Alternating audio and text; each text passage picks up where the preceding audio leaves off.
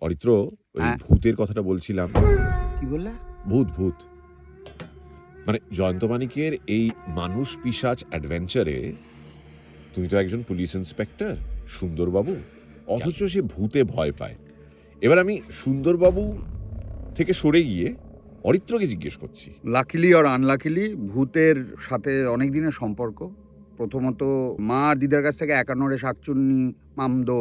আমি ইতিহাসের ছাত্র, ভূত নিয়েই ৩ বছর পড়াশুনো করেছি। আমার শাশুড়ি ভার্সনটা আরও সাংঘাতিক, সেটা হচ্ছে পেতল চোখী।